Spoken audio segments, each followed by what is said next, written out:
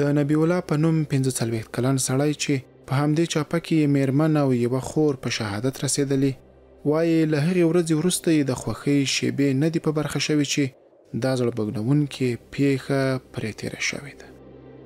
هغه شهیدان چې موږ ورله ورته وکتله چې دی ورته چې لکه د سیګار د ماسک لکه د ښځو کالي چې دې سره غورځولي، چا خپل شهید پیدا کوی یا پر کانولا باندې پیدا کوی. ما خپل خور پر کانولا باندې پیدا کړله چې هغه ما ډاکټر ته په سهار کې بیولې وه، په ماښام کې چاپه راله، سر یې نه و پښې یې نه وې. زما د خور یوه پښه د دوم کلي کې سره هغه په د خونو د مخ پر سپر یې مښتې وه، هغه ځګي څخه م راوړې ده، او خپل کور ودان چې مې وه هغه لاسونه سر یې نه و پر پښو باندې ما پیدا کړل چې ما دا شهیدانو ته د خپل مور راویستله. مال زه خو یې نور نه پېژنم، تاسې بیا په راکالو باندې معلومات تاسې ته کېږي.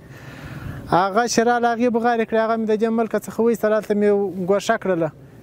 دغه شهیدان ما یا پر کانولا پیدا کړي دي یا ما پر پښو باندې پیدا کړي چې ټوکور وه. داسې نه چې دا زما خپل شهیدان یا دا ګر شهیدان داسې پراته وه چې نه سرونه وه، د بعضو کلمې راوتلي، د بعضو ماغزه راشوا سوي، د بعضو سر نسته، د بعضو لاسونه و پښې نسته، د بعضو نیم بغل نسته. ګر ټوکور دي. هر یو خپل شهید وړی، هر یو خپل شهیدان وړی، د چا د 4، د چا د 5، د چا د 9، د چا د 10. دا شهیدان ګرد ولاړه موږ سره دغه کړله. هغه بعضې پر کلینیکانو کې چې وه، بعضې ښخېدل، دا بعضو په لښکرګاه ته ورسول تر یو ځایه پسې.